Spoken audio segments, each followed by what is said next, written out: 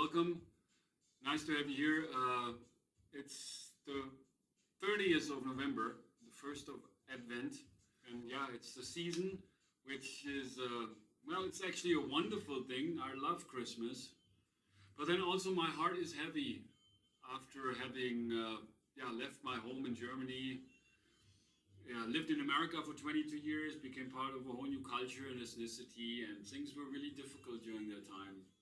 I was 24 when I left, and I was young and stupid, and the woman I was married to, she was very difficult for me to deal with, and it really brought out the worst in me. Not to get into that now, but through this actually I've learned a few things. One of them is that we all are family. We are the human family. It's not German or American or French or Swiss or Brazilian or African, whatever it is, we're all one. Yeah, we're all one in this world, and I think it's time for us to come together and to move beyond of our superficial differences of culture, belief system, politics, especially that, the economy, which really seems to be driving this world. And now for Christmas, everybody is running out there looking to buy presents. We give each other presents, which in itself is not really, well, it's not, there's nothing really wrong with that. But of course, the problem is consumerism. We all consume. We have been programmed to consume and to produce, and we buy things to then throw things away. We here in the West, while the majority of the world is really suffering, people are suffering. There's a lot of injustice going on, and so there's a little bit something that I'm doing to help in that regard, and I also appeal to you to participate in that process, or in that project, which is called HEARThs, helping African refugees to help themselves, with a little bit of money, which can help people in amazing ways. Not just to give them food, but to help restore their faith in humanity, to get people to start believing in themselves again, to work together as a community. I'm talking about a group of refugees in Africa who are living there on a refugee camp under the most difficult conditions. Many of these younger boys in their late teens, early 20s, they have seen their parents getting killed in the civil war in Liberia. And so they're living in this refugee camp, the Buduburam refugee camp, with no hope for a better future. There's really no work. People support themselves by making odd jobs, washing clothes for people, digging holes. Really hard work. And if you want to see some of the pictures or get some more information, I'll be happy to share that with you. I met many of these people through Facebook, where I have a group organized now, with now up to, we have 155 members all across Africa. Many of them in Ghana, some of them also in Liberia, where, as you know, there's the deadly virus Ebola over there. And there's also a lot that can be done. Actually, we're in the process now working on becoming a registered non-for-profit organization. We're very much at the beginning, especially since I am the only one who has been helping so far. You know, I help with a little bit money. I have very, very little money, actually, as it is. But yeah, yesterday, actually, I sent $150 over there to help the mother of a young girl. Our youngest member is 12 years old, and her mother is fighting death at the hospital. She has a stomach virus and needs some serious treatment. So I sent yesterday a little bit of money, and that does a lot. Of course, it helps people with their urgent needs, but beyond that, it really helps give people faith. And that's really, really important. My entire life, I always felt very much connected and concerned, and I could really relate how it is when you are living in extreme poverty. The underprivileged of the world. When I was 7 or 8 years old, I asked my mom, after she was reading a newspaper, and there was a picture of a starving girl in Africa. I asked her, why am I me and not her?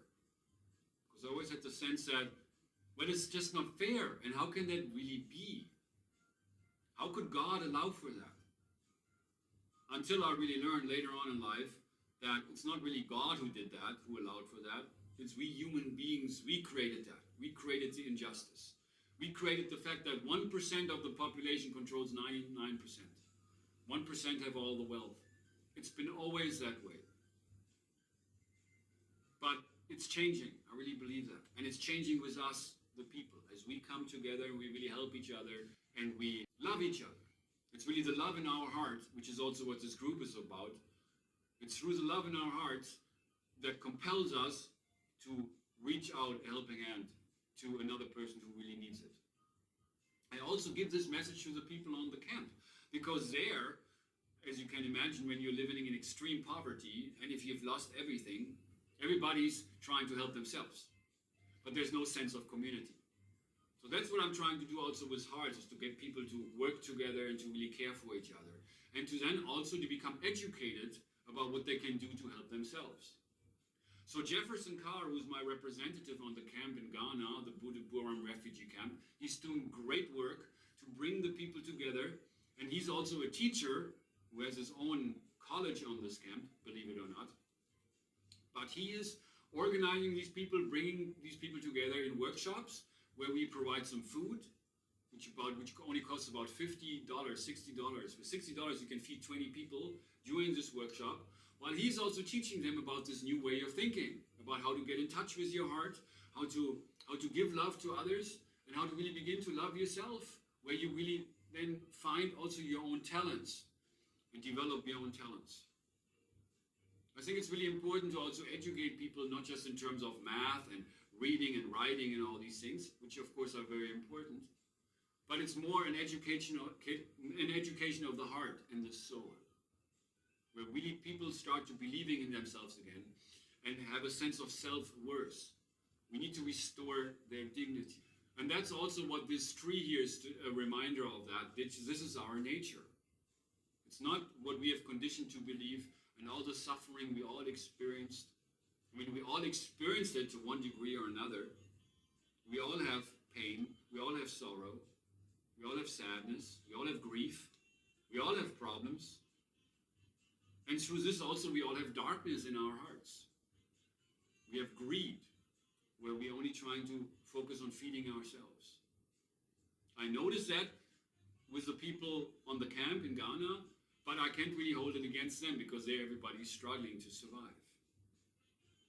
What I've noticed all my life here is that this really exists in the West. In the society about consumption and production, where capitalism is at its height, especially in America, the United States of America, where I lived for a long time. It's all about that, survival of the fittest. We're all struggling side by side, but I really believe we can help each other. And I hope we can start doing that more during this Christmas season, beyond this Christmas season. Hearts, we can use your help, monetary contribution, but also help in terms of organizing all these efforts, starting to do different events, fundraising events, to raise awareness to that, to bring support to this cause, to start writing a blog, to promote a website, networking, all of these things we can use help with. So if you want to learn more about that, you can look at our website, hearts.webs.com, or also there's a page on both of my websites, realize2actualize.com and kinding.com. You can also find information about Hearts there. And there's also a link if you would be so kind to contribute a little bit. For example, just $10, $20, $30 goes a long way. As I mentioned earlier, with $50, we can feed about 20 people and have a workshop on the camp, which really helps these people to start believing in themselves and develop a sense of community, of really we belong together. And they get a sense of they feel love, which is really what Hearts is about. I hope this message is reaching you in good spirits. Well, Merry Christmas. We're about, in Germany, 25 days away from Christmas. It's the last day of November. Tomorrow is the 1st of December. It's on the 24th here in Germany, Christmas. We celebrate Christmas on that day. In America, it's the 25th. Whenever that is, I actually really believe it's more symbolic. Christmas is here to remind us of our inner Christ, which has suffered. We all have suffered. But we all are children of God, and we all are here to love each other. I think if there would be only one command of God, that would be, thou shalt love one another. And love is more than just a feeling. Oh yeah, I love you, you're nice, you're so wonderful. But when we love, we show that. We show it through our actions. We show it in how we deal with each other. And even how we listen to each other in love. In love, we can learn to not argue with people anymore. We can learn to accept people for who they are, knowing that we cannot change people, but we can change ourselves in the direction of learning to be more loving, more accepting, more kind, more patient. And I hope so that this is something we all can learn during this Christmas season. But more importantly, which is really the point of realize to actualize, the actualization is about the practice. So I hope we can all practice that. And every moment of our life is an opportunity for that. We really would appreciate your help with hearts. You know, a lot of people there could use your help. A lot of people are starving every moment, every day. I get reports from people who are sick and who are asking for help. But I can only do so much. I'm a little bit overwhelmed, I have to say. And so it's really time for me to reach out and hopefully find some other people who are willing to support this great cause.